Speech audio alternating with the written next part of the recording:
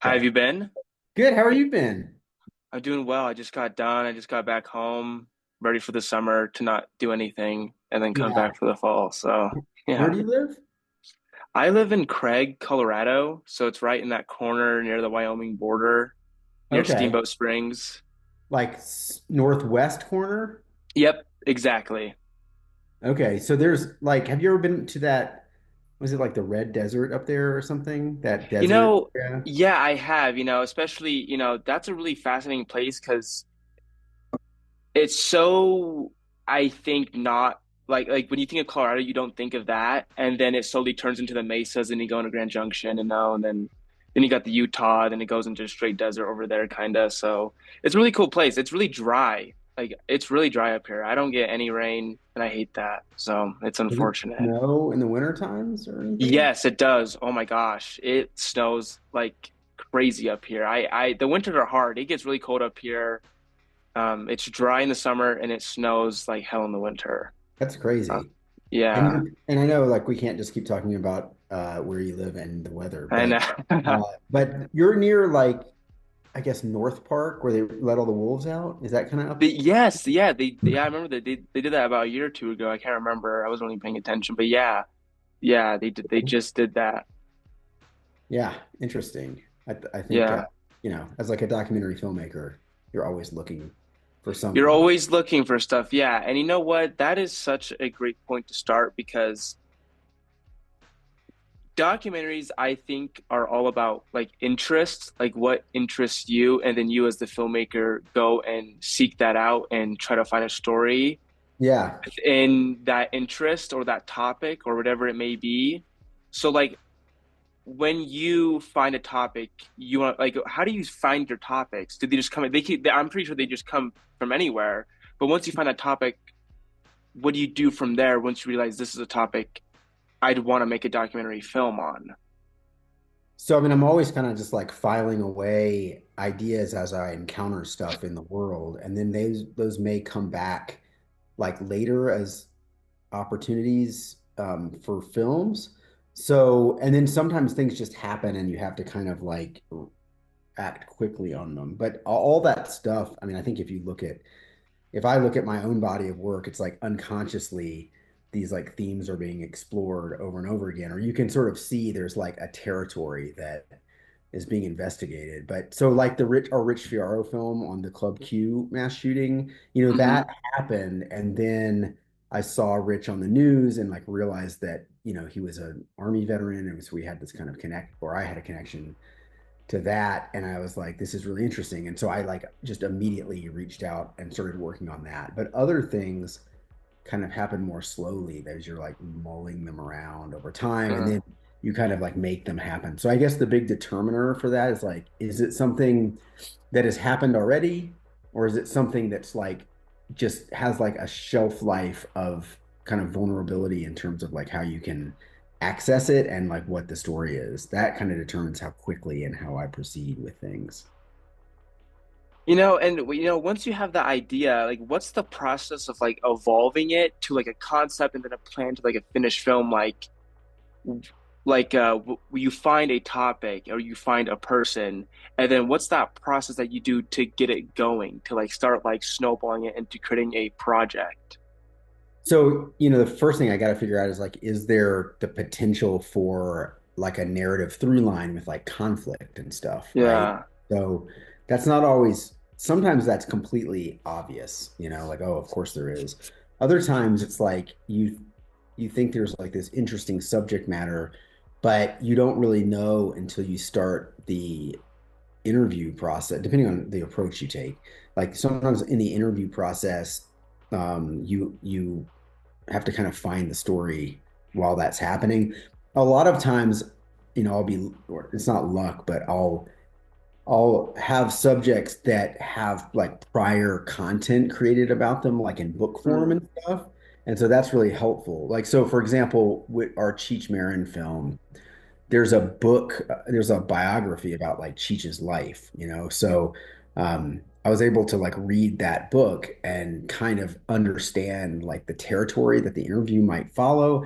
And then so I know like, oh, there's a really interesting beginning, middle, and end, or at least beginning and middle. because she's just still Yeah. alive. Hopefully, there's more to come.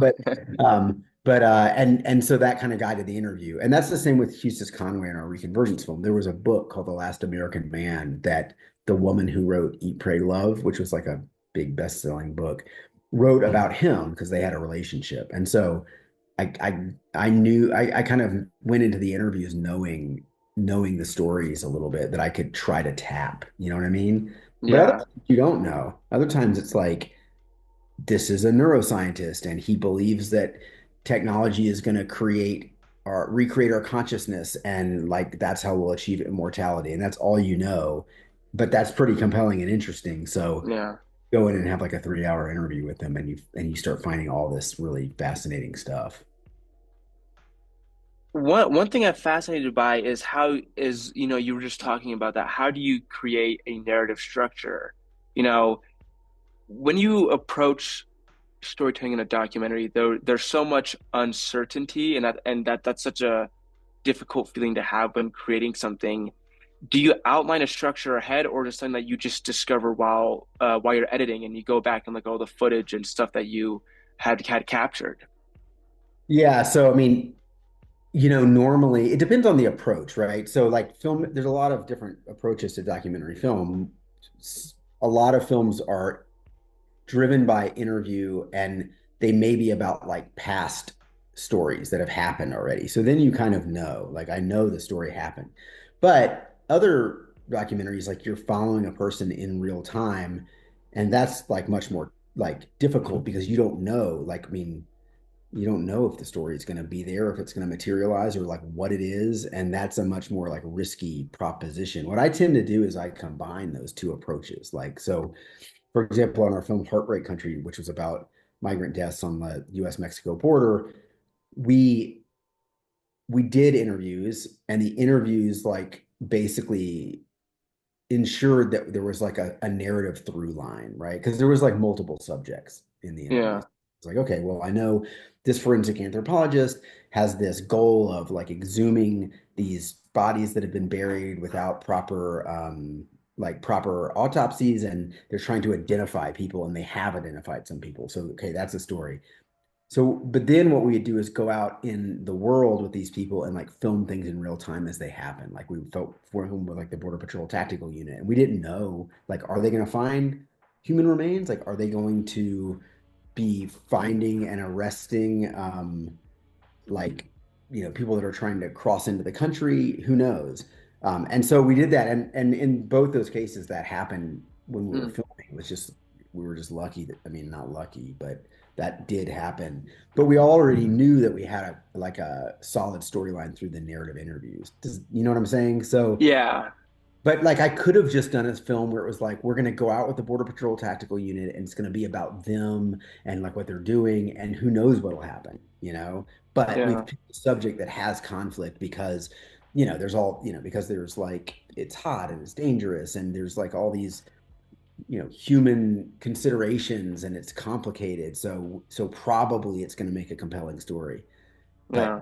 know what will occur. Yeah, and in that process of trying to build this narrative structure while in production, what are some of the biggest challenges you face in the entire creation process of a documentary? Well, that sometimes access is the first big problem. Yeah, So then once you get access, it's like trust. Like, does the subject yeah, believe that your intentions in terms of their story are good?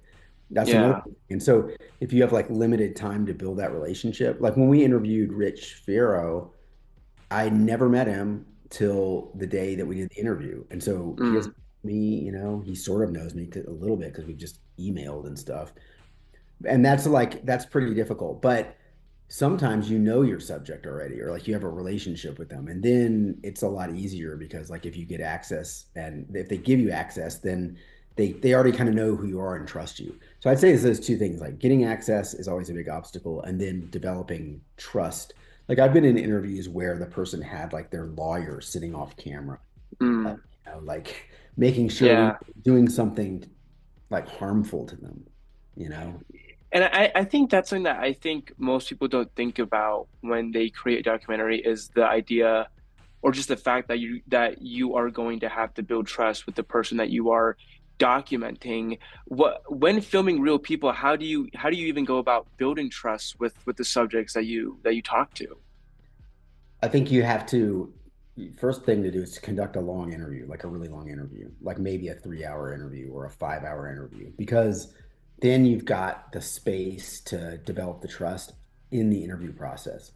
And then I think you have to like connect to them. You know, you have to be willing to share vulnerable parts of yourself and stories from your own life to make that connection. Um, and kind of open yourself up, you know, like make yourself Mm, vulnerable in the interview. And that usually like is effective. And plus it helps if you like legitimately have the best interest of the subject at heart, which is always the case for me. Like I don't pick subjects or like I don't pick people who I don't like respect and am mm, interested like and I genuinely like want to tell I believe I can tell their story in a way that's like that they'll be happy with. You know, because there are filmmakers, you know, that aren't doing that. They're like, I need to get this interview with this person because I'm making this political or this ideological document. mm, They're part of the force of antagonism. And so I need to like trick them into participating in the film and then reflect them in a negative light. yeah. I don't do that. I'm always wonder like how people succeed at that. You know what I mean? Like Yeah. they like how they're able to do that. But that happens all the time, and people kind of know that. Um, so I just try to tell people like, hey, look, like I want this. I've chosen this story because I'm interested in you, and I respect you, and I want to tell your story in a way that is authentic and is also represents you like in a light that you'll feel comfortable with. And if I can't do that and also have that align with like authenticity or truth of some sort, then it's like I won't do the film. Mm. Well, it's interesting too because I think while to make a documentary and to gain the trust, you have to build that relationship. But also when I think when you get to the process of editing and creating the actual finished product, I think it's hard to be truthful and objective, but also create a emotional, engaging narrative. Is there a balance to having both of those? Like, or is it something that you just kind of have to pick and choose, or can you actually achieve both? So, I mean, I think, you know, there's like the filmmaker Werner Herzog talks about these two versions of truth. One of them is like he calls the truth of accountants, right? So that's like the, you know, the empirical truth like that math is or something, right? And then Yeah, it's about ecstatic truth, which is like storytelling truth. So, yeah, in ecstatic truth, like we may edit a film or use sequences from the interview to create an emotional tone for the audience, but maybe we've taken that out of context. So I'll give you an example, like in our Rich Fierro film, it's called Fierro, about the Club Q mass shooting. We use footage from like him just sitting around before the interview begins, and he's like tired, so he's like doing this to his face and like dipping his head. And so we use that, and we filmed it with like 6 or 7 cameras from all these different angles. So we use that in the climax of the film when he's talking about like the shooting, and that kind of sequence ends with him like putting his head down and like tilting his head down, but that's actually footage from the beginning of the film. But mm, it's not like a fabrication, it's creating like emotional authenticity because it's like, you know, everything he says is what he says, but yeah. we're just creating this moment, this emotional visual moment for the audience out of other pieces of the interview. You know what I You mean? like you mix match, and that's I think some of the hard. I think that's like the hardest part of the documentary. I think is probably the editing because you have so much footage, right? You have so much Yeah, like you may stuff. have like 200 to 1 ratio or something sometimes. Like you might Yeah. have like a I mean, it's very common to have like I have 5 hours of interview footage and 20 minutes of that or 15 minutes of that ends up in the finished film, you know? Yeah, and that's crazy to me. That's like, and so I wonder, like, if you edited some of your documentaries, like, what's the process of editing? How do you start? Is there like a process of where you look through? Do you go back and forth? I think there's a I think there is just a natural non-linear feel to creating a documentary. And so how is that like? Yeah, so I mean, if it's driven by interview, there's like a very specific process that I follow. So first thing I'll do is I'll conduct the interview and then I will transcribe it. So now you can get like, your editing software to do the transcription, but Yeah. there was a point where you had to like pay someone like a stenographer to do it. So Yeah. then I'll read through the interview a bunch. And the reason I look at it on the page is because like your brain works differently when you see it on the page than when you're just like listening to the QuickTime interview. And you Yeah. start seeing like elements of story and what can be cut and what can be kept in transcript format. It's like a lot easier to do that. So then I'll try to cut together the story on paper with a beginning, middle, and end. And once I'm like, okay, this is a pretty tight on paper, beginning, middle, and end. Like, here's the story here. I've got act one, act two, act three. Here's how it moves. Then I'll take that transcript and I'll go back to the interview and I'll just cut that out and assemble it in the timeline that way, right? So now I have Okay. chopped up, choppy feeling version, but it's the story. Then I'll start thinking about like what should we see to turn this from a person sitting in a chair talking to something that's like cinematic and engaging. And Mm. usually what I'll do is I'll drop like black title cards for every shot throughout the timeline, and that's how I create my shot list, right? So Mm. with a narrative film, you're gonna like look at the script and you're gonna kind of block or out, you're gonna outline the coverage and you're gonna come up with a shot list, right? It's Yeah. doing the same thing. And then you go back, you may have to go back out in the world and shoot those things, and then you drop those in. And now you've got a complete story and you've got imagery and it's roughed in, and then you just start refining and refining and refining. That's how I do it.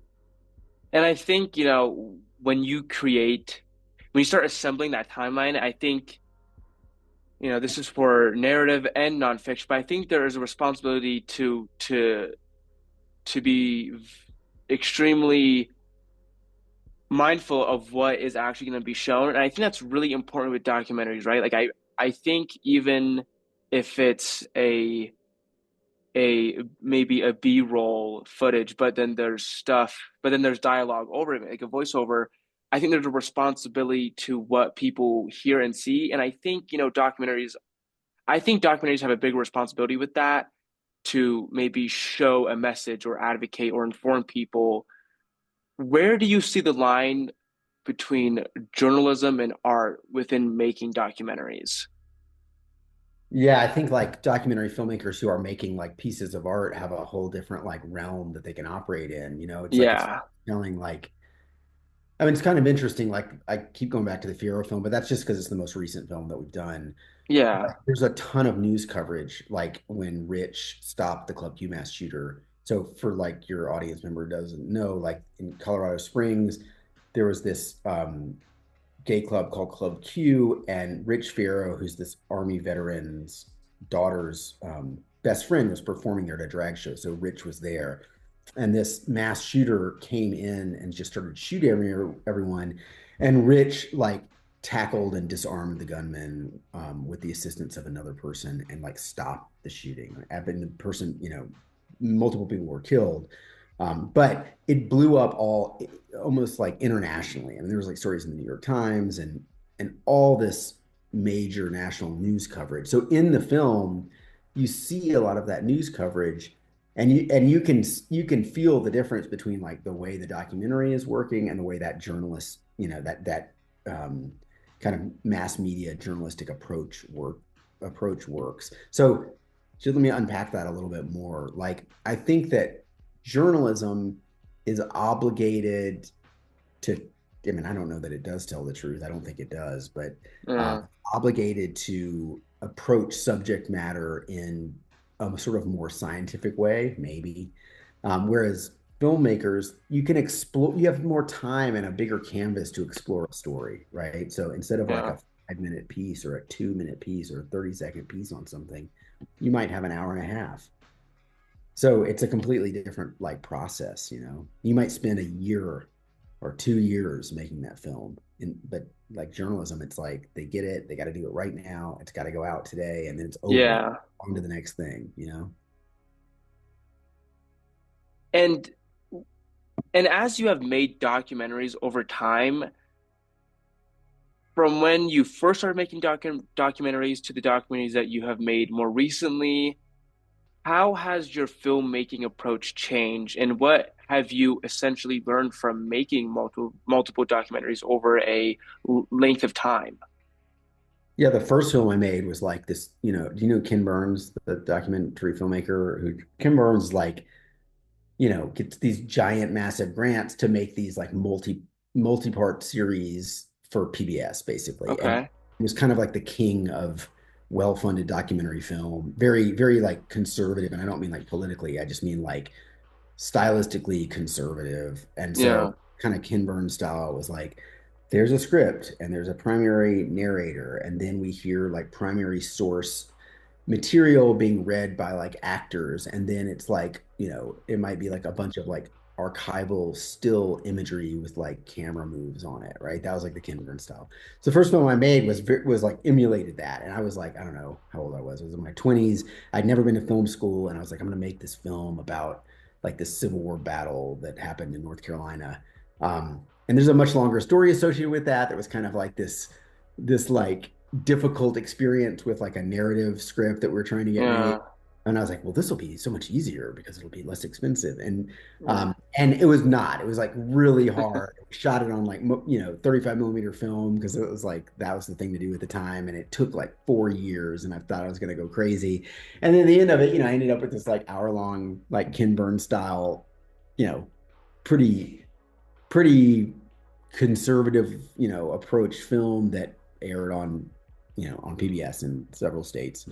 And now I have a completely different approach. And I and instead of trying to like have as much, because I'm not as like self-conscious and like scared and inexperienced, I feel like I can approach things and let them unfold and not have as much control over like the subject matter and the material. You know what I mean? Like Yeah. go Yeah. into an environment and film and like see what happens and trust that I can figure out how to assemble that stuff in the edit. And so the films are much more emotionally moving and fluid and driven by like imagery, and they have like a poetic sense to them that the earlier stuff did not. But I think it's just like growing as a filmmaker. But the risk is you become Yeah. sort of ossified or static in that vein too. I mean, many of my films now take on a very similar approach. It's like, oh, that's a similar approach. So maybe I need to Yeah. like, become daring and do something totally different. See what happens. Well, I think a good documentary is able to capture an emotional feeling. How have you learned to better capture an emotional feeling throughout documentaries? You have to let people like talk long enough that they open up like really personal parts of themselves, and you have to like approach material that speaks to like the human condition in a way that is everyone can relate to from an emotional standpoint. And then you have to remember that, like we're doing right now, like in a podcast, someone just sitting in a chair and talking is effective for that medium. Mm, But in film, it's really like the images and sound between the talking that gives it emotional resonance. And so that's to me is like a really important thing to remember, that like maybe the speaking is really a minimal part of your film, where yeah. the sort of bridging imagery is the most important thing. So for example, on our migrant deaths film, Heartbreak Country, it's like you know the imagery of them removing, exhuming the bodies from the graves, put with this amazing score by our composer Jason Wells, who is the composer Yeah. on so many films. Like that's the part of the film that's the most powerful. It's not people giving you the giving you the exposition that makes you understand the context of those images. It's like when once you understand that through the interviews, then we can like let these things happen, and that's where the movie part comes from, I think. And to emotional feelings come from, I think, interesting topics. And from those interesting topics become real people with real stories. But as you've, going back to this thing of, long time, as time has gone on and you've made documentary films, we can often cover a range of topics, but over those range of topics that you may have been over in your career of making documentary films, are there some reoccurring topics, themes, or questions that you find yourself returning to that you really enjoyed going out and figuring out about through documentary films? Yeah, I think there's like these constantly reoccurring themes, and sometimes I'm like, maybe it's just me trying to understand Yeah, what my issues are or something. But yeah, there's like it's a lot of them are about like memory and people like trying to find their identity, and there's usually like themes of like violence and stuff that kind of run through the films or like danger, um, and a lot of like using the past to understand the present. I mean, I think those that's present in almost everything that I make for mm. some, you know. And, one of your documentary films I saw, Heartbreak Country, which was awesome and amazing. What inspired you to explore that subject of, migrant deaths on the USA and Mexico border? I always am like, well, what's happening near me that I can access that's interesting? So I Mm, was living down there in South Texas, and that started like just was in the news all the time. And I was like, man, and I'm from North Carolina, so it was a weird thing because I wasn't used to like these border issues, and I was like, this is like where I am. This is happening every day. And so that's what and I was like, well, this is interesting and like complex in so many different ways because what was interesting to me was the fact that like we can draw this like line on a map and be like, this is the Rio Grande, and on one side is Mexico and the other side is the United States, and these are two different countries. But like culturally, things don't work that way. It's like this brackish zone, so it's like it doesn't just change at that line. You've got like this cultural kind of concentric circles that like bleed over on both sides. And so yeah, that to me was like, oh, okay, that's really interesting. And then I also had heard like all these narratives about like kind of painting the border crisis in this like through this race lens, you know what I mean? Like so it's like yeah, but when I went down to the border patrol checkpoints, which were all over. They were inland too. They're not just at the border. They're like all through South Texas on major. yeah, I noticed that like the vast majority of border patrol agents were Hispanic, and then also the ranchers, most of them were Hispanic, and I was like, no, this is even more complicated because this is kind of not the narrative that I've been expected to yeah, encounter. And then, I started looking into it, and it was like these ranchers, like a lot of them had land grants from like the Spanish crown. Like their families have been living in that area, ranching and stuff for like 500 years. yeah, Then like the Anglos came in like in whatever the early 18 to mid 1800s, and there was kind of a collision and like some power struggles there, but then also like there was all this like intermarriage and intermixing, and so that was interesting. So now you've got, and the Germans came into these like German tests. Now I've got these like Germans and Irish and like Hispanic people who are also like a mixture of indigenous people and Spaniards from Spain. It's just yeah. It's um, and that's so much different than like the journalist approach on the news, right? Which is like yeah, ultra simple version of that is like, here's the border issue in a nutshell. Let me sum it up for you in 30 seconds. you know? yeah, and I think there's a lot of deeper issues that I think a lot of people don't understand because it's a lot of these issues have just been filtered through time and history, and so when it comes out on the end, it's not what it exactly seems. Because Yeah. you're exactly right. It's easy to watch stuff on the news or read stuff online and have it painted as a very simplified issue through, like, it could be the race lens or whatever it may be, Mhm. but there is a thousand different sides to that story, not just Yeah. two.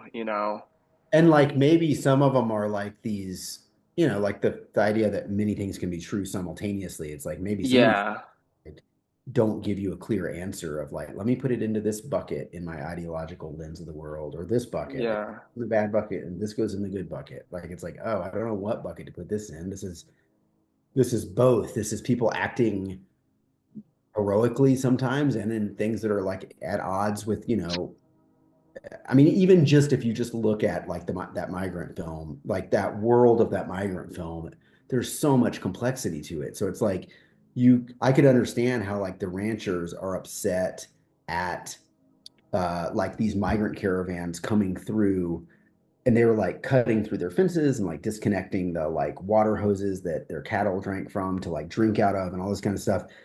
But at the same time, I also understand like why people are like desperately fleeing areas of like poverty or conflict to get Yeah. through. And then there's like the human smugglers that oftentimes were, Americans, like working with the cartels to bring people through. And then you've got like the Border Patrol agents, and then you've got like, people would like drive around and like honk their horns and like take money from like migrants that had got separated to like run out Yeah. and get in their car and like drive them to safety. And then the Border Patrol started like doing that, like honking their horns like in unmarked cars, and people would come out and they would like capture them. It was like, Yeah. oh, and so I that's what I like is stuff that where it's very difficult for me to figure out like how does this fall into like the traditional narrative of good and bad, and it's just It's like such a complex issue. yeah, and it's like the messiness of human interaction. You know what I mean? Yeah. It's like Yeah. we can be multiple things simultaneously, like we can show Yeah. compassion, we can be selfish, and we can do things that are morally objectionable. All one person can do all of those things. And that's that issue, I just said it's such a complex issue. And I wonder, especially since you've made that film, are there other complex issues that you've seen in the world that you wish had documentary films made on? Like, are there issues where you're like, that would be something really great for someone to make a documentary film on? Yeah, I mean, I do see that a lot, and I also try to remember like documentaries don't have to give you the answer. They're not required. Yeah. Here's how you should think about this in the end. Like sometimes they can just introduce all this complexity and leave you in this kind of state of like, really have to think about this. I don't know what to think. And Yeah. so like I think, you know, the documentary like space has a tradition of being very like politically motivated in terms of like the content that comes out of it, and having a specific kind of like ideological perspective, and needing to influence people towards that perspective, right? That's just, we see that all the time in documentary. It's been that way for a really long time, and that's okay. Like there's a place for that, because documentaries, that's another thing that people don't talk about it as much as they should, which is like documentaries are not objective journalism. They can be arguments or essays, right? They can be persuasive, Yeah. right? So, I mean, I don't necessarily have to be like, I'm trying to just uncover the facts. Like, it can be like, I'm trying to make an argument here, like a research paper might do, or like, you Mm. know what I mean? So I think there's stories all around us like that, that like, can we take another look at this with more complexity and like not trying to just immediately figure out like who the villain is and who the good person is? And like those are more interesting stories to me. Yeah, and you were just talking about how sometimes you don't have to provide an answer. I think so. I think the ones that don't provide an answer are my favorite ones. There's a sense of ambiguity that not having an answer leaves you with such a weird feeling, because I think Yeah. sometimes we are, like I was saying, my favorite ones are the ones that show things just the way that they are. Like, this is the real world, and there is no answer. It's like, this is just how it is, and this is how it's going to be for a Yeah. certain amount of time, whatever, topic it may be. But it just kind of leaves you, and you're just like, damn, like that's just how the world is sometimes. And I just think that I think the best thing you can do is just to show how the real world works sometimes, because I think a lot of people don't really understand how the real world works, because I think Yeah. they kind of live in a fantasy land sometimes.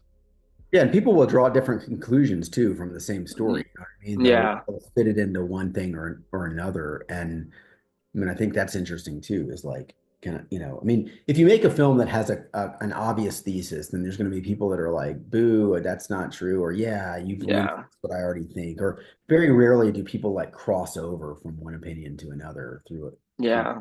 films like that. But I think if the film comes from a place where the filmmaker is like curious and exploring and open-minded too, that has a different effect on the audience than being like, let me tell you how it is, you know? And Yeah. I think as long as you have characters in there that follow like narrative structure, like they are a character that you can empathize with in some way and they're struggling towards a thing, whether that's internal or external, the conflict, like then it doesn't matter that, like as long as that plays out, then the film will work. It doesn't matter that it's like, and now I know I have one more thing that I'm clear about on good and evil, right? It's just like, Yeah. I know the story of so and so who's human and struggled towards this goal with forces of antagonism in their way, right? You know what I mean? Yeah. And I think also there's a sense that sometimes I think we have to do things when we make documentaries that I think also challenge our own Mhm. selves and like what we think, because I think it's easy to go into a documentary and feel a certain way, but then, you get done making it and it may have like changed your perspective or how you feel about certain things.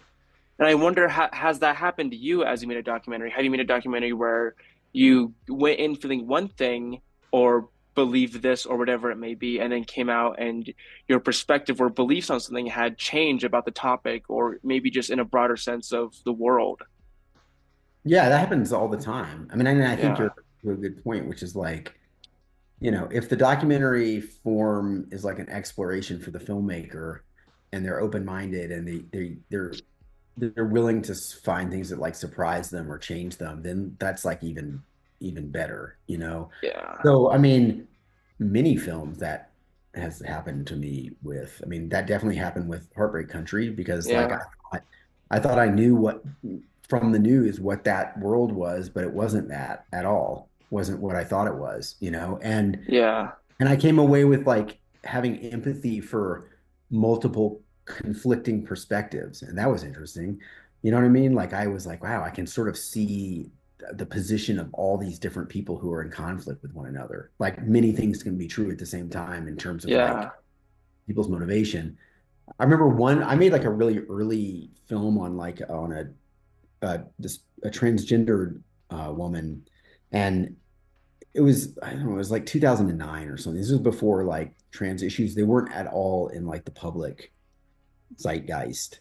Um, Yeah. and in fact, that film played at like the Tribeca Film Festival, and the like BFI London Film Festival, which are like pretty major film festivals. Like, I don't know, I think they only had like 13 films at Tribeca in that category that year. And so Tribeca is like a pretty, it's like a progressive major film festival, but has obvious progressive leanings.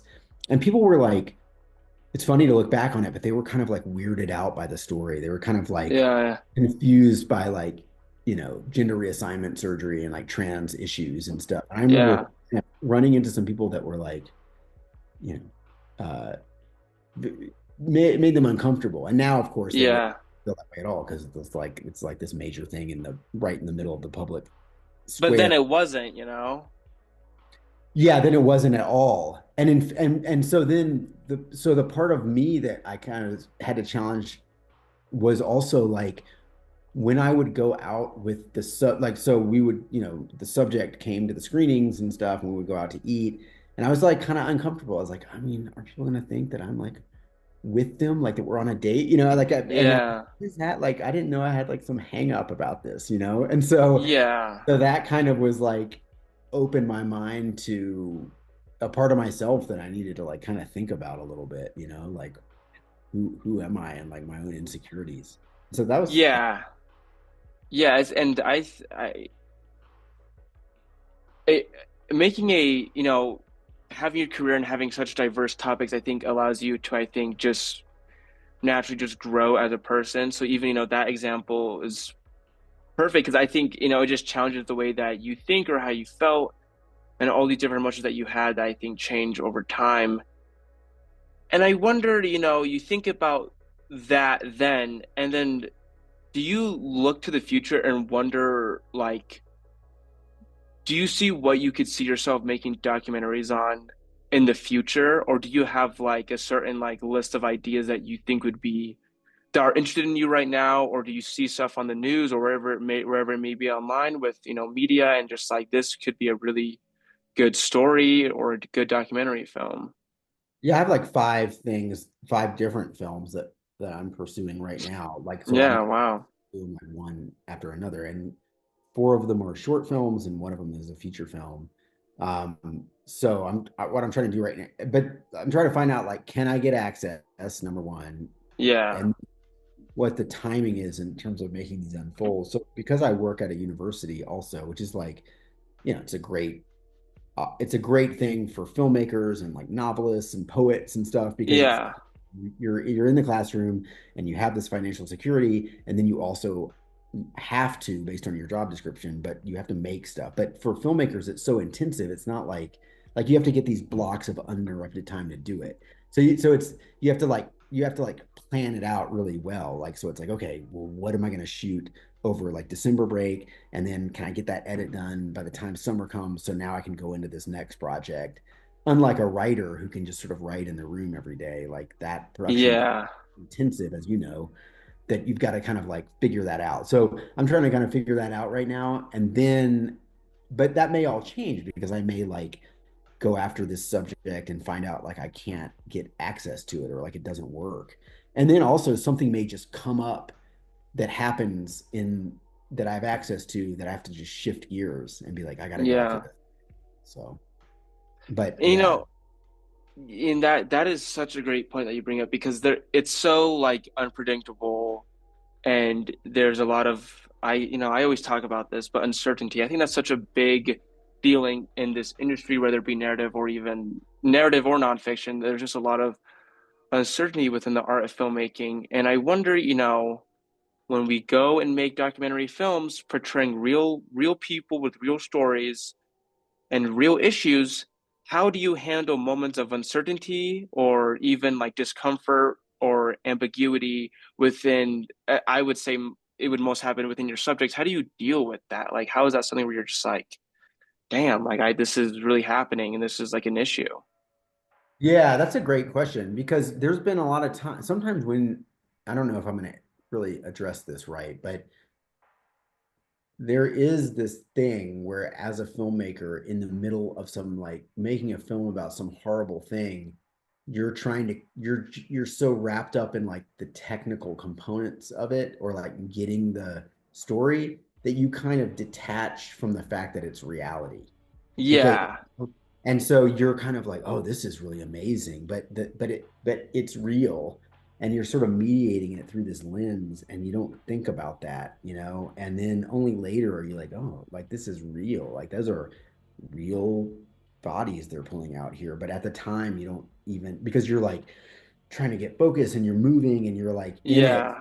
or like with the border patrol like trying to like find these people, and like when they finally do find them they're like pulling them out of this ditch, and they're like these two really young girls, and they're like dirty and scared, and they gotta like handcuff them, and you're just filming it, and then it's like you're filming a fictional scene that you've set up, you know what I mean? Yeah. Then you're like, shit, these are like actual people's lives, and you as the filmmaker, all that like going into it, and I think you're sensitive to it. But then in the moment, you kind of get removed from it in a weird You're way. so caught up in just trying to capture it and just get it Yeah, because it's that's such right. a like you can't like you get so caught up in it because you can't get another take, right? You can't like go Yeah. back. It's just happening.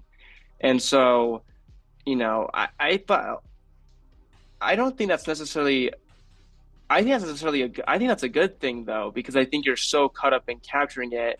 Because if you don't capture it right, I think there's a sense of like, well, you can't go back and get it again. Yeah. So, especially with an issue like that, you can't go back and redo it. So I think getting caught up in that technical mindset of just being able to capture it and make it look good and portray it of what it really is, I think that's honestly not a bad thing to have happen because I think on the opposite end, if you were to just take it all in and be like, damn, this is like really happening, I think, you wouldn't have a good picture turnout, So Yeah, I think that's true. And I think like as long as at the end of the day, the people that it's reaching like get it it does something for the story or the subject, like then I think that's the end state that like justifies all that. You know what I mean? Because yeah, it's like it's a very technical process with all these different variables and you're sort of yeah, in the moment and then you can reflect on it later and be like, shit, like that's yeah. real and that's this person's story. Which is how most things are. I mean, not even from, obviously as a documentary filmmaker, but also I think in general it's easy to just be so caught in the moment and you look back and you're just like, wow, like I didn't really take it in for what it was then. But I think that's how most things are. I think even just like normal, I think just like the way that memories work, Yeah. Yeah, that's So true. And I also like, I mean, I will say like I love fiction, fictional filmmaking. My yeah, experience with it is that like there's so many obstacles, different sorts of obstacles that can tank your short fictional film or feature film that I found that I had more success in the narrative zone because it just doesn't suffer from the same like momentous hurdles to get over just to like make your scene come to life. You know what I mean? yeah, It's like, oh, we couldn't get the location, or the actors were not good, or it turns out like what I wrote doesn't sound authentic, or I just, we ran out of time. We didn't get the whole scene. All this stuff, like documentary is very forgiving to some degree in that sense because it unfolds over a larger period of time. And you can always kind of like adapt and adjust and shift. Whereas, with a narrative or fictional film, it's like you didn't get the scene and the shoot's over, you don't have any more money and it's done. Or the actors were yeah, great in the audition, but it was like they just I couldn't get them as the director to do the scene in a way that felt authentic. And that's on a lot of different factors, but you don't have control over some of that stuff. So it's weird because like even though you have less control in documentary, the content is less susceptible to certain kind of predictable things that ruin narrative films with really small budgets. yeah. Because I think comparing fiction to nonfiction, documentaries, I think you're right. I think there's more forgiving aspects about making documentary films, but I think it's like there's advantages, there's obviously with anything, but there's advantages and disadvantages. And documentaries are easier in some ways than fiction, and fiction is easier in some ways than nonfiction, right? And I think that's one thing I think being a filmmaker is I think it's like a fork in the road, and I think over time you'll realize which one you just like more Yeah. doing, fiction or nonfiction. And that's something even I really don't know. Like I really don't know if I like fiction or nonfiction more. I'm just kind of seeing where the road takes me. But what's most important to me is seeing how interesting and how different both of the processes are. Because I think about it and it's fascinating about how um in some ways documentaries are easier because there's you have less control over some things, and so I in some ways there's less stress because you can't control it, and you're not putting up a front. It's just the way that things are. But then in some ways you look at fiction, you're like, oh well, I have to get this location, and I have to get actual actors who can do well, and I have to. And I think there's more of a consensus with money in fiction because there's a lot more aspects that you can control, and with control you have to put money into things, and it's fascinating comparing the both because I think inherently they're just so different. There's just you don't really Yeah. know until you do them. Yeah. Yeah. And I think that's the great thing about being in like in film school is like you get to try multiple, like those different forms, different approaches, and kind of take some risks and fail in ways that develop you. And you figure stuff out about that. I mean, Yeah. oh, did I lose you? Okay. For a second there. Sorry. No, I know it's being weird too. Don't worry about it. I wonder, you may have talked about it in class this past year, but you know, gr growing up and becoming a young adult, what got you into filmmaking? I think, I always wonder how people get into filmmaking because I think it's so different for everybody. Like everyone has their own little story of why they wanted to make a film or motion picture, and I just wonder what that is for you if you could retell that story. Yeah, I like wanted to be a writer, like write like fiction and poetry and stuff. I was like, I'm gonna be a writer. And so I had this like really good friend in high school, and we like wrote like bad poetry, and we're awesome. We're like the beat poets or something. And then he and so he went off to college for, and majored in creative writing.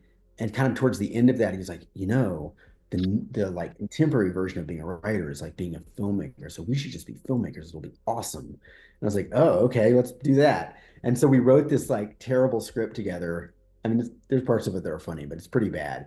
And Yeah. we gone to also in kind of our world growing up was this guy who had become a film producer, and he produced like Darren Aronofsky's first film Pi, and like produced all these like indie films. So we are like, we're just gonna go up to him and we're gonna show him our script. He was like in Manhattan at the time, and he's gonna fund it, and we're gonna be rich and famous, and it's gonna be great.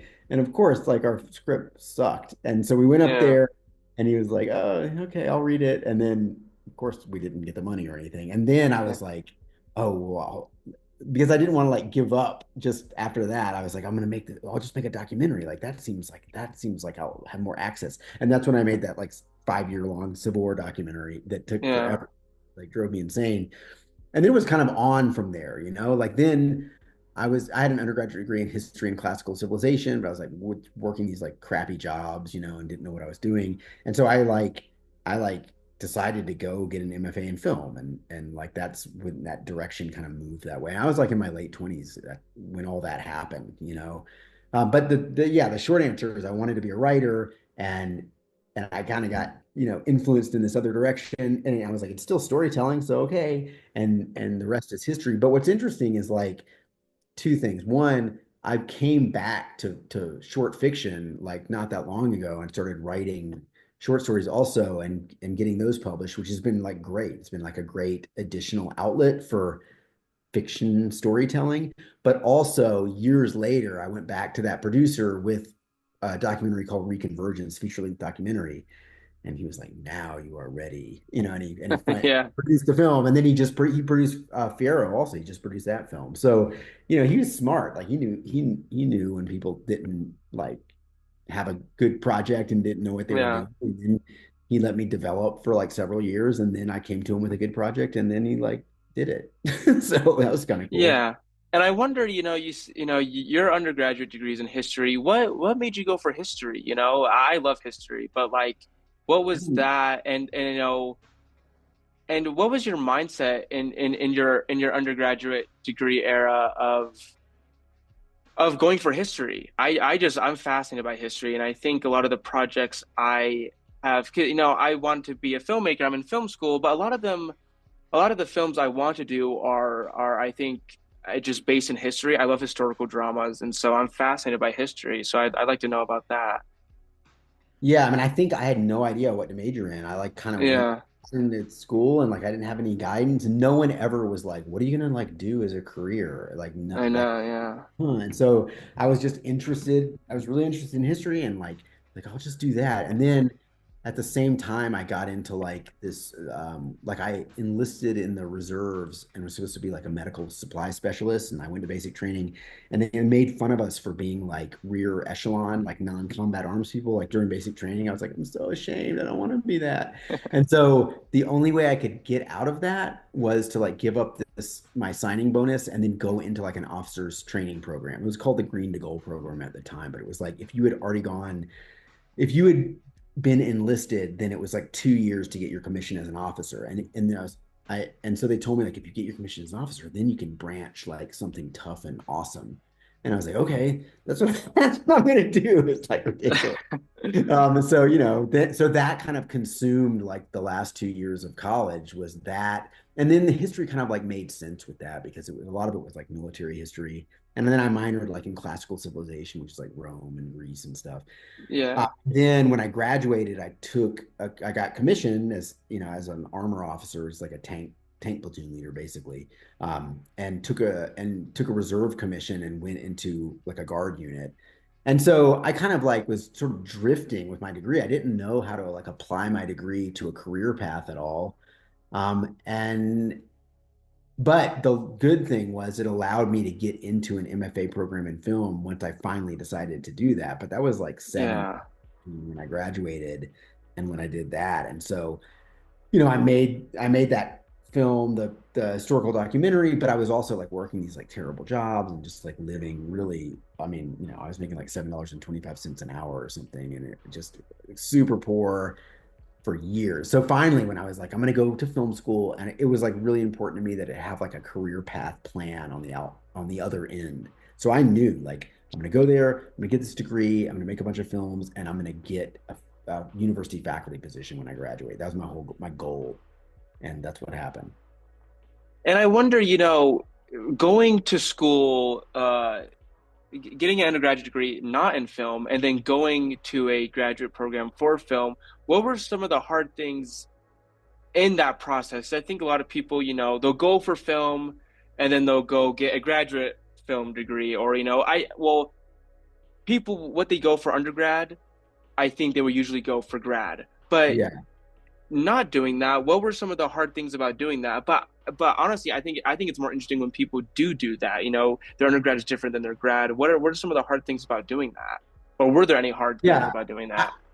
I mean, I think like in film or other versions of the arts, having an undergraduate degree in something completely different can be like super helpful, like Yeah, those things. It's not like the hard sciences where it's like you can't just have an English degree and then be like, now I'm going to be a chemist.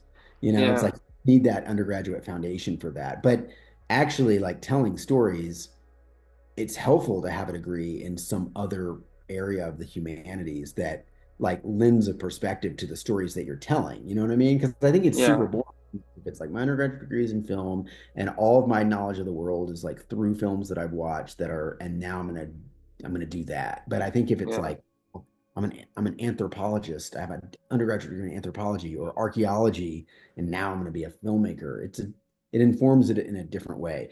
What is hard, of course, is that you don't have that basic like skill foundation. But I was lucky because the semester that I started my film MFA, my documentary was like airing on PBS, and I had made this like feature length documentary on, shot on motion picture film with all these.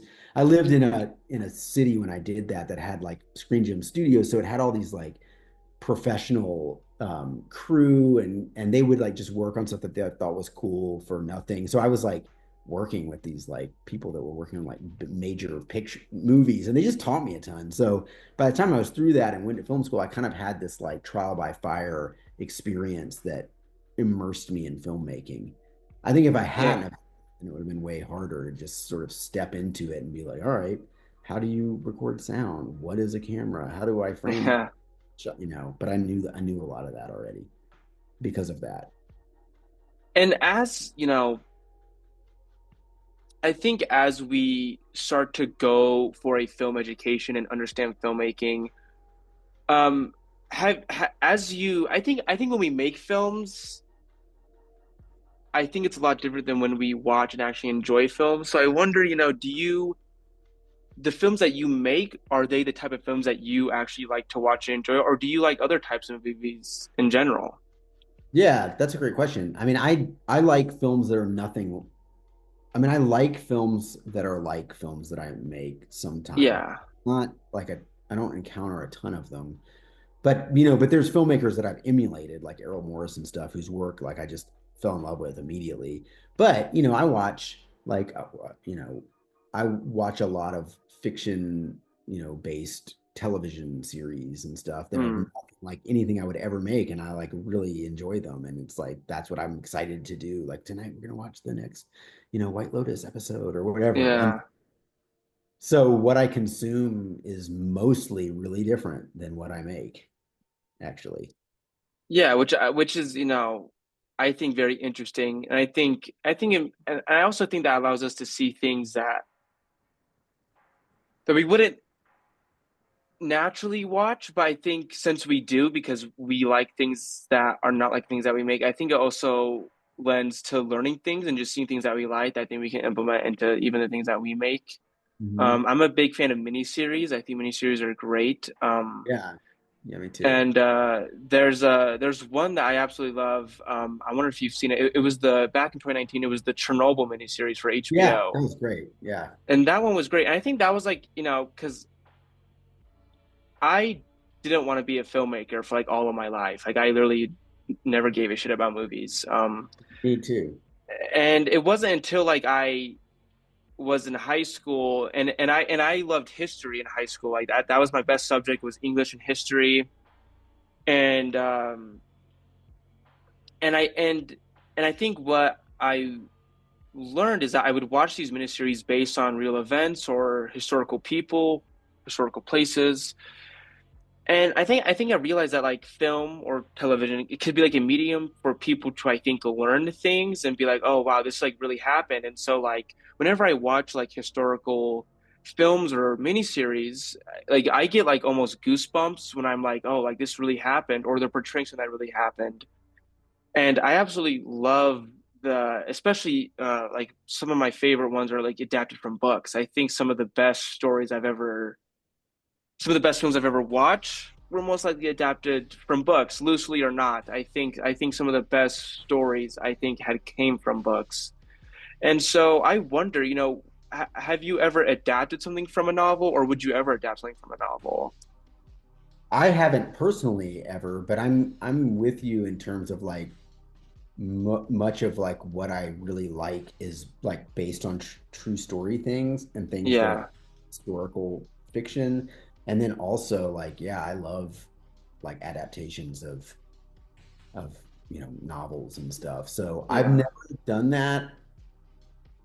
I've never done that as a filmmaker, no, partially because it's like getting the rights to that IP is like yeah, something I don't even know how to do that. And there's lots of yeah, people who do know how to do that, but it comes often with like a price tag right at the yeah, um and maybe it doesn't have to, but it's not something that I've thought of, but it's definitely something that I like look for in what I watch, Like I yeah, really like watching films that are based on something that's true and also historical in nature, like in terms of like if they were set sometime not now. And then I yeah, also really like dystopian future stuff for some reason. yeah, I don't know why. yeah. No, that I think there's a really weird feeling I have where I watch something and it's in the future and it is dystopian, but it's not like so dystopian future that it feels unrealistic. Like I think some of the best dystopian ones are ones that feel real. There's a filmmaker named Neil Blomkamp, and he did like District 9, Mhm. and that's like a almost mockumentary type of movie about aliens in South Africa, but it feels really real. Like it feels like this isn't like something that could never happen. Like it was shot in such a way to where I think I saw some of that. yeah, it had like the weird aliens with like the little tendrils out their mouth or whatever. But that one's really good because that one really like it's a fiction feature, but it's shot like a documentary. It's a mockumentary, and it was just really interesting the way that was done. It was like a really popular movie. It was gonna get a sequel, but it never did. But like stuff like that, I think it doesn't even have to be like I think having the sense of it being realistic or this could have even happened. I think that feeling is also great too. I have a hard time watching or consuming films or television that have that have like absolutely no chance of being real. Like Yeah. fantasy, I could never watch. I never liked fantasy. Could never get into fantasy. Which is probably the only genre I can really think of that really makes me feel like that. But yeah, just stuff like that I could never really get into. I can never watch it. It's just, and I wonder, like, are there some genres that you just aren't a fan of? Like, what are some things that you just do not care watching? Yeah, I mean, I think we have the same kind of parameters. Like I want something that, well, it's because like when we watch fiction, it's like we want to suspend disbelief and be sucked into a world that we believe is true Yeah. of time. So like I remember I was a big like I really loved reading like the J.R.R. Tolkien books, like The Hobbit and Lord of the Rings and stuff. And that stuff is like, it's fiction, but it's like grounded in like Anglo-Saxon mythology. And so even like the Yeah. villains and stuff in there, they seem like they're governed by like the laws of physics and like the things that humans can do. And so when I saw those movies, like they kind of broke that rule and like the monsters seemed so monstery and they would like Yeah. do these like ridiculous things like jump across caverns that I was like, oh, this sucks. I hate this. I don't like this. Yeah. So I don't ever really watch like fantasy. I really don't like superhero con Yeah. it's not for me at No. all. Or like No, me big either. summer blockbuster films, like don't care. Like I'm not gonna watch that. Yeah, I think there's a sense of like there's a feeling of almost the idea of not many people watching something and almost to being like, oh, this isn't talked about right now, but it's really good. That makes me want to see it even more. Because if Yeah. everyone, which is a sense for anything, for business or product, but just like it's not really being talked about, it's really good. And I think some companies are really good at leveraging that and marketing that. Um, and some of them are even getting bigger than they once were, right? And I think that allows them to still keep that feeling, but they're hugely successful. Like I think about A24, A24 is such a huge company that would make films that, they're indie films that no one would talk about, but they were really good. But it's such a popular brand now. Everyone knows A24, but yet I think they're still able to hold on to that feeling that, oh, this isn't really a popular movie, but it's coming out right now. It's really good. And I think they're still able to kind of profit off of that feeling. I think all of Yeah. it comes down to feeling. It's interesting because it's like, the bigger that budget goes, the more it has to appeal to a wider and wider audience, right? Because you can't Yeah. spend, millions and millions and millions of dollars on something that's like niche and like that's ridiculous. So Yeah. that's probably why. And some of those films like are great. Like there are like these huge budget films that are like, oh, that's a really good movie. But I do think if you want stuff that's kind of like a little bit stranger and takes more risks and stuff, then you need to look at something that's like less expensive and like can make Yeah. like, but there's fewer and fewer of those films. I mean, it used to be that you could find like in the indie world, like there's all kinds of cool stuff being made. And yeah, I just feel like it doesn't quite work the same way anymore. And so maybe the better writing is happening in the television world, for some reason. I mean, that's how I Yeah. feel. If I'm going to see a kind of a major production, it's like it's more likely that a television series will be good than like a feature film that I go see in the theaters in that Yeah. role. I think feasibility is such a big thing. I'm obsessed with feasibility. Like whenever like I write something or whenever I think about making something, feasibility is the first thing that comes to my head because like hello, I'm broke and I can't make anything right now on like that big of a budget. And I think, and I've kind of learned that a lot of people I think have a hard time with feasibility. I mean, I definitely used to. I definitely used to write stuff that was just impossible to make for what I was doing, but even like even within the university setting, I think a lot of people, or even when they get out of university, I've seen because I've had I've had people that I've known who've gone to who have gone for an arts degree and then they want to make something and it's just completely impossible for what they're trying to do. And I've noticed it more and more with, at the kind of college level where I think people write things without really understanding that you like let's say you write something for a class and you're going to make it and I don't think they really understand that you're going to make this and I Yeah. think it's like oh my this is impossible. This is like how do you even do this? And Yeah. I just think feasibility is such an interesting thing, and I think one of the most important things that people don't really ever think about when writing, that first building step. Yeah. And I teach only writing classes, so I see that all the time, even Yeah, teach nonfiction writing too, which is a kind of different ball game. But yeah, that's what I like about documentary is like you with a camera and some audio equipment could make something that wins the Academy Award. Like that can yeah, happen. but that's really unlikely to happen in like the fiction space, actually. You know what I Yeah. mean?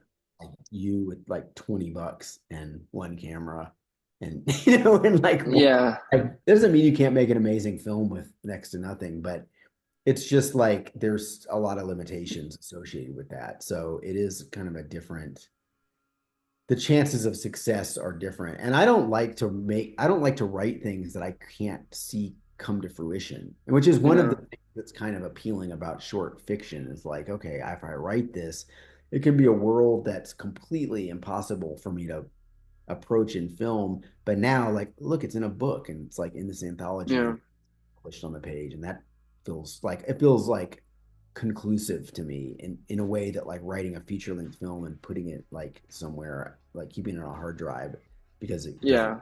can't get made or it can't get purchased. I find that it's difficult for me. Yeah, and writing a feature is such a different game. It's such a different animal, I think, to I think a lot of people I think one of the biggest things along with feasibility is planning. It's easy to start writing something, and with a short, it's easier because it's a lot less condensed and there's a lot less world building that I think there's a lot of less world building that I think you have to do. But a feature, you have to, I think, plan for months to be able to flesh out something that's smart and that works. And I wonder, you teach script writing classes. What are some of the things that you see, because for example, I'm going to make a generalization that I think a lot of people in script writing classes, I think, they write too big Mhm. Yeah. sometimes, and I wonder, what are your tips or opinions on if someone's writing too big, how do they kind of bring down what they're actually writing to a more condensed level? Yeah, that's the thing. It's just a matter of like what size conflict you're trying to explore and what size page count canvas you have. So Yeah. that's really what I see is like I've got something with like 75 plot points and I'm trying to write it as a 15-page script. And it's like, no, because there's no like ability to explore that in a mature way. So it's really about like gaining an understanding of like how story beats work and then being like in 12 minutes how can I have a mature exploration of this number of beats. So I'll give you an example of like that the level of beats that can happen in like a 15-minute film. Like I made a film called The Good from the Bad. It's a fictional film. It's about like border issues. I made it kind of around the same time as we made Heartbreak Country, and it's about this kind of vigilante who's this military vet and he has PTSD and he's living like in South Texas. And what he's doing is he's like capturing migrants who are coming in and turning them over to the border patrol, right? So the whole film is just like it starts with him and he finds this woman who's been like separated and he's trying to keep her there until the border patrol arrive. And then in the end he ends up like they kind of have this common connection and he lets her go. So that's just one beat, it's like he finds her, he's going to turn her in, and then he lets her go. And that's appropriate for 17 minutes, right? That's one story shift. Um, and so what a lot of times what people will do is they're trying to tell like a feature or more in this small amount of time because they don't have the experience to understand what is a conflict that can be explored in 5 minutes or 12 minutes or 30 minutes or an hour and a half. So I think that just comes with kind of experience. You got to write something, see how absurd it is that you're trying to, and then try to Yeah. execute it and be like, that's crazy. And then you just kind of learn it over time. I tell this to people all the time, and I do think that like by the end of our intro screenwriting classes, most people get it and they're successful at it, and then they go on to be successful. But definitely coming through the gate, you get people that are just going, it's like outrageous the story they're trying, and Yeah. sometimes they don't believe you. Like, no, no, no, this isn't going to work. No, yes, it will. And then they write it, or they do the outline, and it's like, oh, then they figure it out normally, right? Yeah. And what are some of the things that I think what are the most important things for people to understand when they first get into screenwriting? I think on the surface, screenwriting to people seems very easier than they would assume to like writing a novel. but I Mhm. think writing a screenplay, I think on the surface looks easier. It's a lot more uh painted down, but I think there's a lot more formatting understanding. It's like a formula, right? And I think there's understanding what to put in and what not to put in. What are some of the major things that people should understand when they get into screenwriting? Well, I think like with a novel, you have much more like indulgence in terms of like the language, right? So I think that in some sense, so I think screenwriting can be harder because you're you're dealing with like these minimalist parameters and right and you're also writing in a way that's like a blueprint for this for the screen. And so I think you're right. Like it's like people usually they have kind of a learning curve to overcome their lack of knowledge about like the formatting and the way that like language works in a screenplay. So once they overcome that, then it's a matter of understanding like sequence structure and dramatic structure and like what is appropriate for the different size films that you're making. So I think that, you know, one of the best things people can do is they can read short screenplays and watch a bunch of short films. And you'd be surprised how many film students like won't do that. So Yeah. we're trying to the reason we're trying to get people to execute at the sequence level is because the sequence is the building block of, features and also of television shows. Like they're comprised of sequences. So if you can master a story at the sequence level, you can probably put 8 of those together and make a feature film. But if you can't, then there's really no hope that you're going to make a feature film. So we've got 4 years to get to the point where it's like you master the sequence. So that's why short films are valuable because they're an exercise in that. Um, but a lot of times people are very resistant to it because they come in with these ideas because all they've consumed are these long form films and they want to do that and they only want to do that in their short forms. But they have to start thinking about shorts as a building block unit for larger form films. You know what I mean? Yeah. So they just have to trust that that's true. And sometimes people have to like be involved in a fiasco before they believe it's true. Yeah. I think, I think it's really important, like you were saying, to read other people's screenplays because I mean, since coming here to the university, I've learned a lot about screenwriting, obviously, but also I think having that prior knowledge of I think you can learn a lot just by reading them and seeing what details they put in, what they don't put in, how they format certain dialogue, how dialogue is formatted, and I think there's a lot you can learn just by seeing how other people write. And I think everyone has their own little way of writing a screenplay, and people do things that you say you shouldn't, but they do anyways. And there's kind of like these unwritten rules, and then there are these hard rules. But in general, I think you can learn a lot just by reading what other people write. And for example, you can just look up short screenplays, or even you can read feature screenplays, and I think that can work too. But also, I think another thing that's important is to, like you were saying, to read a screenplay and then also read at the film product. And I think, what do you think changes the most from when you write a screenplay to when you actually film it? What are some of the things that you see change the most between like an actual script and then it gets to filming it? What things do you see change the most? I mean, I think it depends on whether you are making the script or whether like you're a writer that hands over material to a company to make something con for consumption for like financial gain. You know what I mean? So Yeah. I think but what I think in terms of like the student experience, what changes normally is like they end up having to make all of these concessions because it's just so hard to make stuff work in terms of like, production design and location and like casting. So normally what happens is the simpler their script is, the less concessions they typically have to make.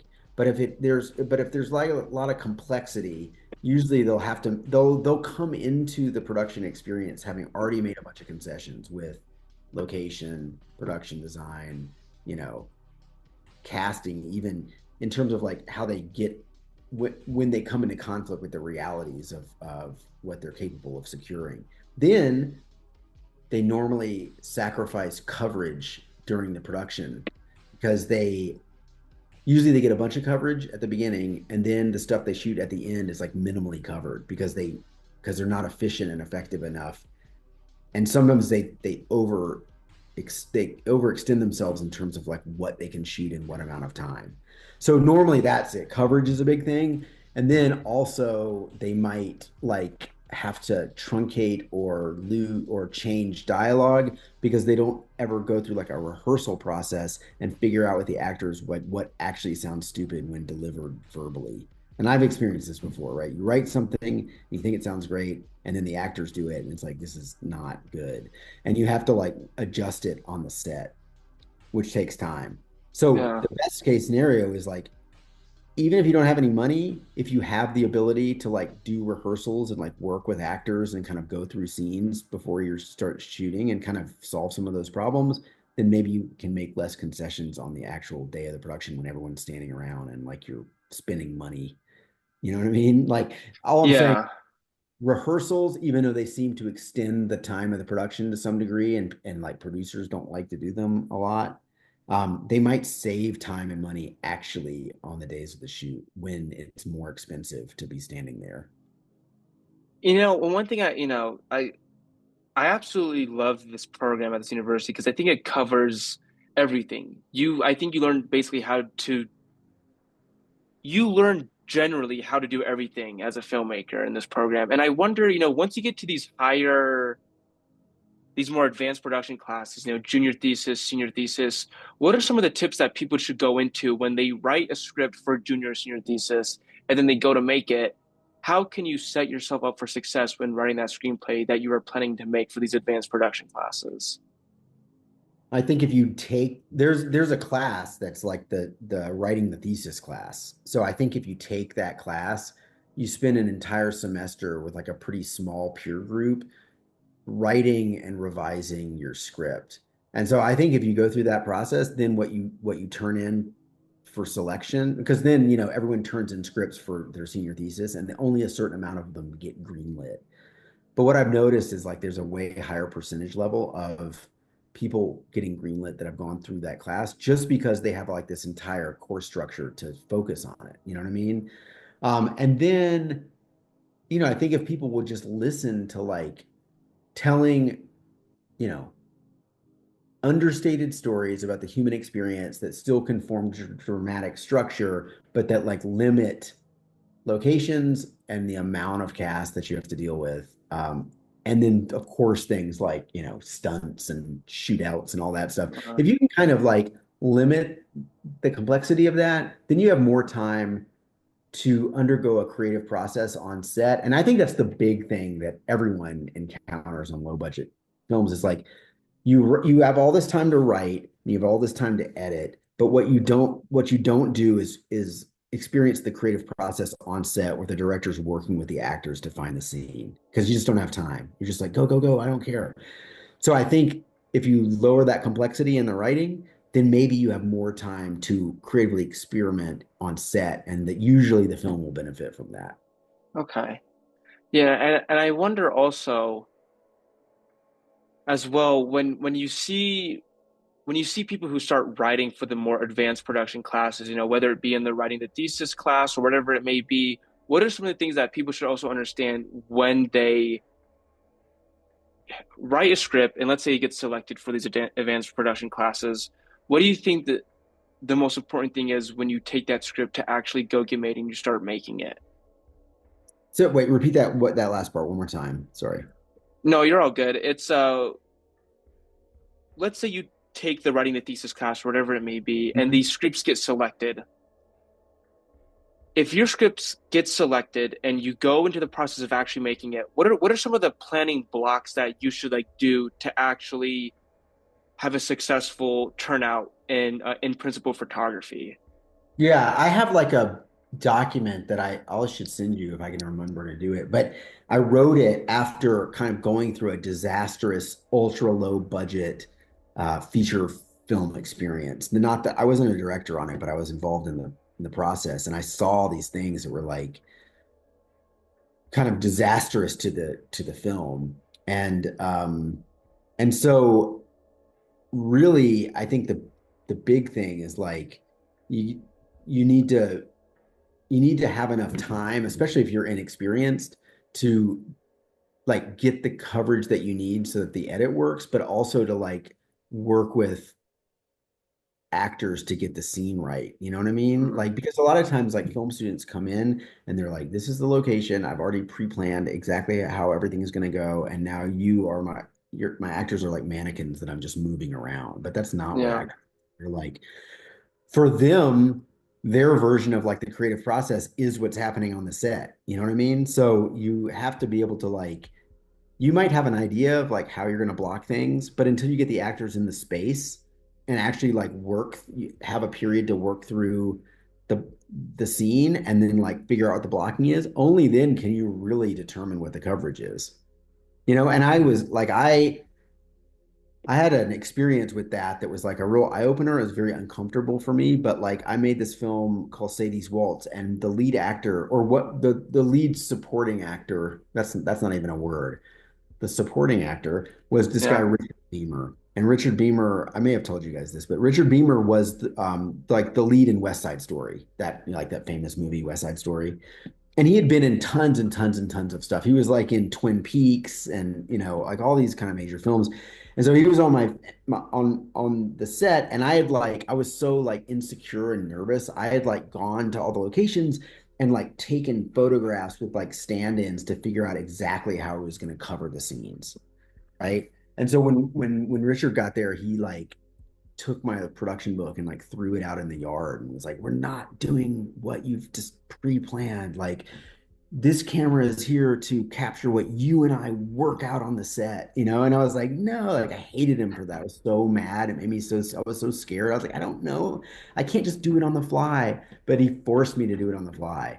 And that kind of changed everything for me. Like I was like, oh, okay. So I may have an idea of what we're gonna do, but the actor's really gonna come in, and then we need to like block it, block the scene, and like I need to listen to them and work with them, and we need to discover how the scene works and how they're going to move in the space, and then I can bring the DP over and be like, okay, look, here it is. Let's look at it now. Let's talk about how we're going to cut what the coverage should be.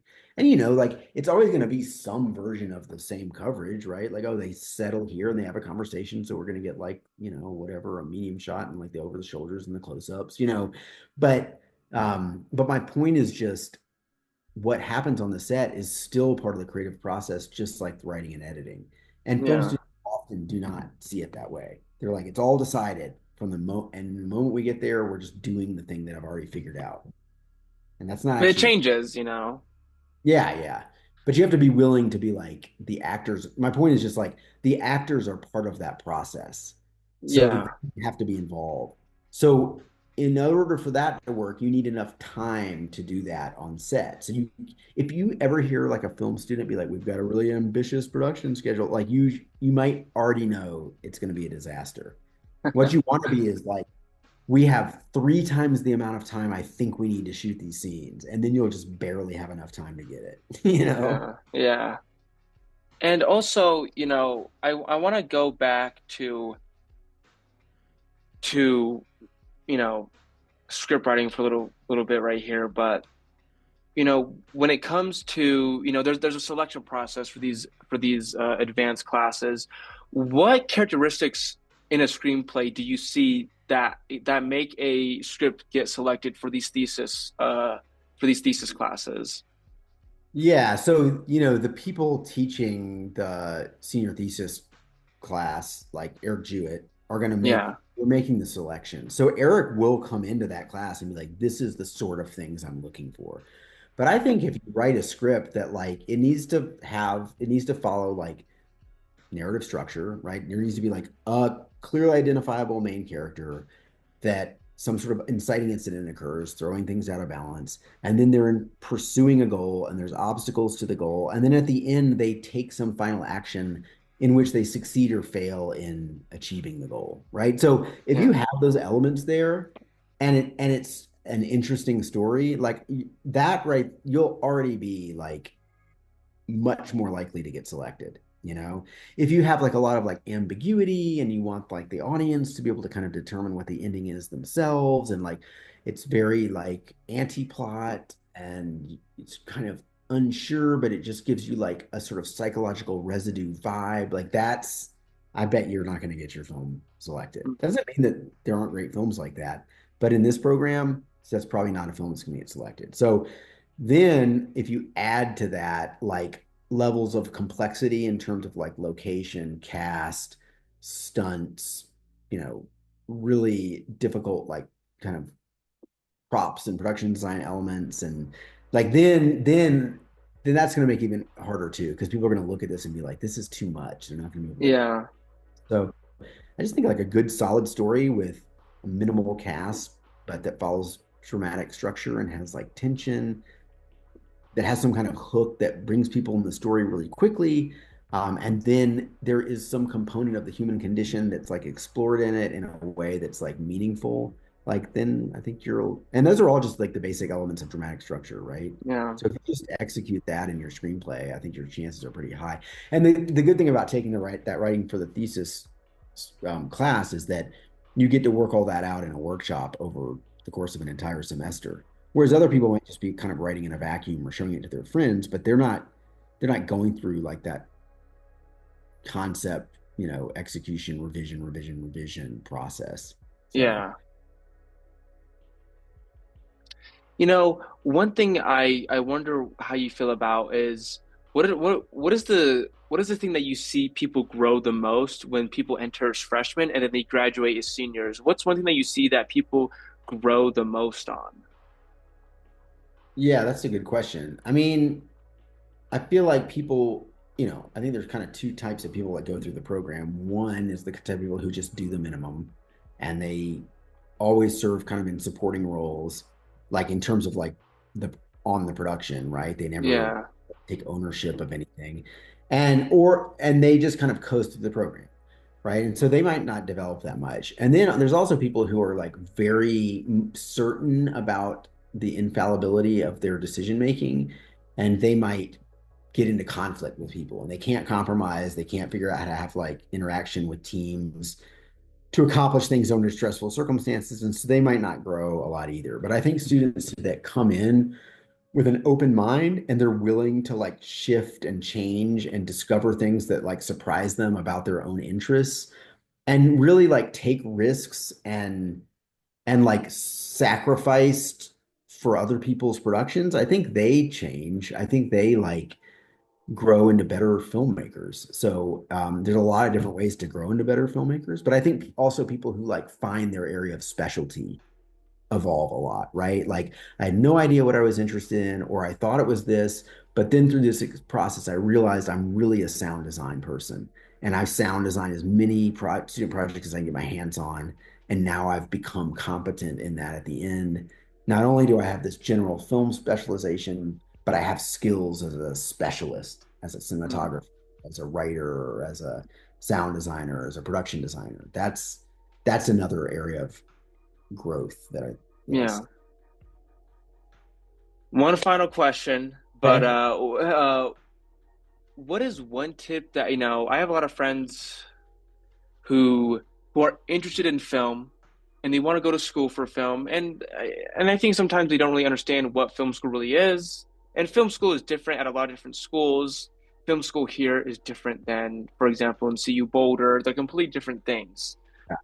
For someone who wants to go for a film degree at CU Denver, what is the one tip that you would give them for them coming to this program? Because I've realized over my one long year of being here is that it's very there's a lot of it's orientated, and there's Yeah. it's a lot of work. There is just a lot of work than in other schools where the film degree is more about watching movies and talking about them in a more humanity setting, which is fine. But for people who are going to come for this program and for what it really is, what do you tell them? I mean, this program is designed to create like people with a generalist foundation, right? And so Yes. we would expect you to like go. So I think if like over the course of your 4 years, you can identify an area of specialization that you're interested in, and if you go straight into the industry, then you've got enough skills to like kind of survive as you undergo that on the job training, right? Yeah. But then also there's another path of people that will go into a film MFA program, right? And that gives you an additional 2 to 3 years to like really specialize and continue to make these kind of like higher, hopefully quality film still probably like in the short realm. And then usually like graduate programs have a lot of like they'll have a more tremendous focus, you know? So it's like you get a generalist degree here and then you're going to go to like such and such for an MFA program that happens to have like real focus in the specialty that you're interested in, right? Yeah. Um so I think students just have to be like I think it's helpful to go into this program being like, what are my goals? Like, what am I trying to accomplish by the end of the 4th year? One of those things I think should be determining what area I want my focus to really occur in. Like, you don't have to do that here, but you have to kind of understand it at the end. You know what I mean? And then try to like Yeah. kind of your skills in that area. Um, and I also think like, you know, people should like the course curriculum gives you like this general foundation, but it's up to you to like watch a bunch of films, like read scripts, like really get immersed in like experiences outside of the classroom that complement what's happening inside the classroom. And there's so many opportunities for like these amazing guests that like Walter's bringing in, like Stephanie and stuff. And like if you don't do any of those things or read any of the books that are suggested or do anything outside of the classroom, like that's on you, but you'll Yeah. be twice the filmmaker that you would be if you just go through the curriculum and do nothing else. Also, I would say that like the program is changing in the sense that since Stephanie has come in here, there's like a more of an emphasis on like growing the television writing component, which I think is huge, super important. But also our documentary focus is growing. So now, like when you have to do like a capstone thesis film, right? But now you can do a doc or a narrative, and that structure is being put into place for that. So over time, those opportunities in television and also in writing and in documentary as well as fiction are kind of coming into play, and that'll be happening while you're here. I mean, Yeah. you may get to the your senior year and be like, I'm making a thesis documentary. That's where my energy is going, and not Yeah. a narrative film. So I don't know if I really did a great job of answering your question, but I think it would just be like it's for just 4 years. You're gonna come out of it if you do the classes with this generalist ability. But then on top of that, like push really hard to be involved in as much as you can and be open to exploring different areas of the career path that you may not have thought were even something you were interested in the beginning.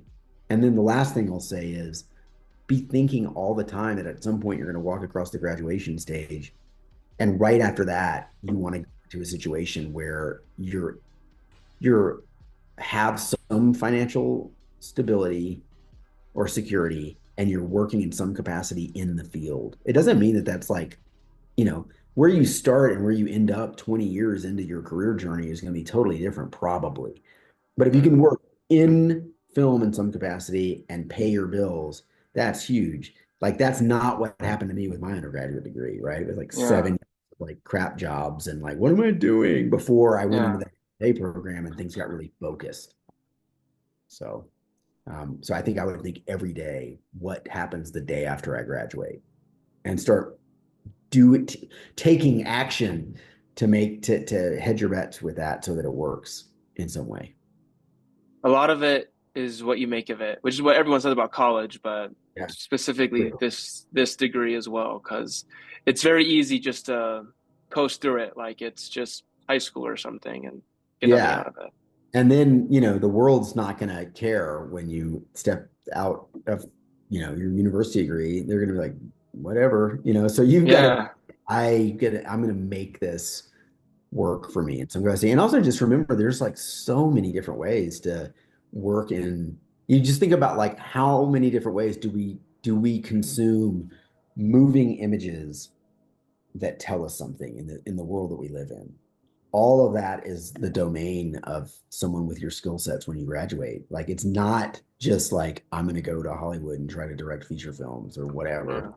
Yeah. It's like you could work for the Smithsonian Institute and like make films about you could work for PBS, you could work for, there's all kinds of, corporate in-house production. And I know that sounds like it might not be interesting, but if those if those in-house productions with companies align with your interests, that can be like super satisfying. So there's just Yeah. so many different ways to make a living doing this. Awesome. Edward, thank you for coming on. Thanks for Thank talking. I really you. do Yeah. appreciate it.